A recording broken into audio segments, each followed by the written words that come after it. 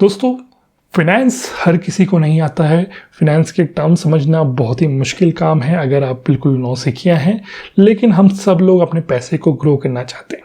तो मुझे लगा कि आज जो है इस वीडियो में आपको फाइनेंस से रिलेटेड 4 बहुत ही कॉमन टर्म्स होते हैं जो यूज़ किए जाते हैं दिनचर्या में, जब भी किसी स्टॉक की या जब भी किसी कंपनी की बात होती है। तो मुझे लगा कि इन 4 कॉन्सेप्ट्स को आपको बहुत ही सिंपल, बहुत ही सरल भाषा में समझाया जाए ताकि आपको समझ में आ जाए कि ये कैसे फंक्शन करते हैं। तो ये 4 चीज़ें क्या हैं? ये 4 चीज़ें हैं एसेट्स, लायबिलिटीज़, इनकम और एक्सपेंडिचर। तो पहले तो इनकी मैं डेफिनेशन आपको बताऊंगा बहुत ही आसान शब्दों में, ताकि आप इसको बिल्कुल बढ़िया तरीके से गांठ बात के समझ लें, और फिर आपको बताऊंगा कि रिच बनने के लिए आपको इन चारों के साथ क्या करना है। तो दोस्तों, सिंपल भाषा में आपको समझाने के लिए इस एग्जाम्पल में हम एक घर का एग्जाम्पल लेंगे। और ये जो घर है, एक कंपनी इस घर को चलाती है, ठीक है। तो कंपनी से भी एक काम करती है, इस घर को चलाना। तो इस कंपनी ने जब इस घर को खरीदा तो वहाँ पर 5 लाख रुपए अपनी जेब से डाले और 20 लाख रुपए का लोन लिया। 25 लाख रुपए का ये घर है, ठीक है। तो अब एसेट क्या है?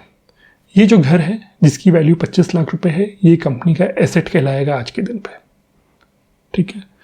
तो ये एसेट का एक मॉनेटरी वैल्यू होगा जो कि है 25 लाख रुपए।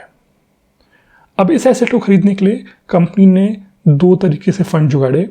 20 लाख रुपए का लोन लिया और ये जो लोन है ये आपका लायबिलिटी बन जाएगा। तो एसेट हो गया घर जिसका वैल्यू 25 लाख, लायबिलिटी हो गया लोन जिसका वैल्यू 20 लाख।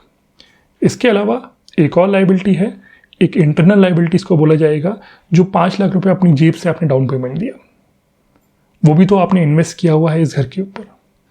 इस लायबिलिटी को फाइनेंस के टर्म्स में जो प्रमोटर या जो ओनर है जो अपनी जेब से पैसा लगाता है उसको इक्विटी बोला जाता है, ओके। तो 25 लाख रुपए आपका घर का वैल्यू एसेट हो गया और 25 लाख रुपए ही आपकी लायबिलिटी है, जिसमें से 20 लाख रुपए जो है वो लोन का वैल्यू है और 5 लाख रुपए जो है वो प्रमोटर का या जो ओनर है उसने जो अपनी जेब से पैसा लगाया है उसका वैल्यू है। अब बात करते हैं इनकम और एक्सपेंडिचर की।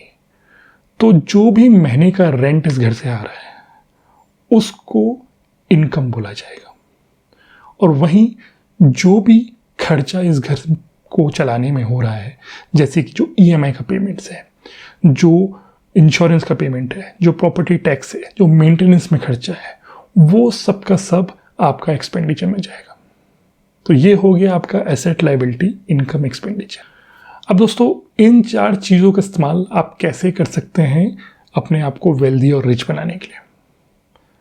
2 चीज़ें आपको बढ़ानी है और 2 चीज़ें आपको कम करनी है। तो आपके एसेट्स में क्या चीज़ें आएंगी? आपके एसेट्स में आपका घर आएगा, आपके इन्वेस्टमेंट्स आएंगे, आपकी सेविंग्स आएगी, आपका जो कैश है वो सब आपके एसेट्स में आएगा। तो आपको अपने एसेट्स को बढ़ाना है और अपनी लायबिलिटीज़, जो आपके लोन हैं, जो आपकी ईएमआईज़ हैं, उनको कम करना है। साथ ही साथ आपको अपनी इनकम को बढ़ाना है ताकि आपके पास ज़्यादा कैश आए, और अपने एक्सपेंडिचर्स को कम करना है ताकि और कैश आए। अब जब इसको एग्जीक्यूट करना है तो कैसे करना है? सबसे पहले एक्सपेंडिचर को कम करना है, क्योंकि ये सबसे आसान है करना। शॉर्ट टर्म में अगर आपको पैसे बढ़ाने हैं तो आपको अपने एक्सपेंडिचर को कम करना होगा। आपने एक्सपेंडिचर कम किया, यहाँ पर कुछ एक्स्ट्रा कैश बचेगा। वो एक्स्ट्रा कैश को आप 2 तरीके से इस्तेमाल कर सकते हैं। पहला काम आप कर सकते हैं कि अपनी लायबिलिटीज़ को कम कर सकते हैं, कुछ लोन का अमाउंट पे ऑफ कर दिया फॉर एग्जाम्पल, या फिर अपने एसेट्स को बढ़ा सकते हैं, कुछ इन्वेस्टमेंट कर दिया, कोई म्यूचुअल फंड खरीद लिया, कोई बॉन्ड बना लिया। उसके बाद जो दूसरी चीज़ आपको करनी है वो है अपने इनकम को बढ़ाना। अब इनकम कैसे बढ़ सकती है? इनकम बढ़ने के भी 2 तरीके हैं। पहला तरीका है कि मेहनत करें अपने एग्जिस्टिंग काम में और ज़्यादा सैलरी लेके आएँ या ज़्यादा बिजनेस में प्रॉफिट लेके आएँ, या फिर आपके एसेट से भी अपने लिए इनकम जनरेट करें। एसेट से इनकम कैसे जनरेट होगी? अगर आपके एसेट्स में जो इंटरेस्ट है, या अगर मान लीजिए आपने शेयर खरीदे, जो डिविडेंड है वो आने लगे आपको, तो आपकी इनकम जो है वो बढ़ जाएगी। एनी केस, जो यहाँ पर भी एडिशनल इनकम आई, एक्सपेंडिचर कम हो गया, तो जो एक्स्ट्रा इनकम बच रही है उसको फिर इस्तेमाल करें अपनी लायबिलिटीज़ को कम करने के लिए और अपने एसेट्स को बढ़ाने के लिए। और आप देखेंगे कि यही तरीका है, एक्सपेंडिचर कम करें, इनकम बढ़ाएं, लायबिलिटीज़ पे ऑफ करें, एसेट्स बढ़ाएं। इससे ही आप लॉन्ग रन पे वेल्दी और सक्सेसफुल बन सकते हैं। तो चलिए दोस्तों, उम्मीद करता हूँ आपको वीडियो पसंद आए। वीडियो अच्छा लगा तो जरूर लाइक कर दें और चैनल को सब्सक्राइब कर लें ऐसी इंटरेस्टिंग नॉलेज के लिए।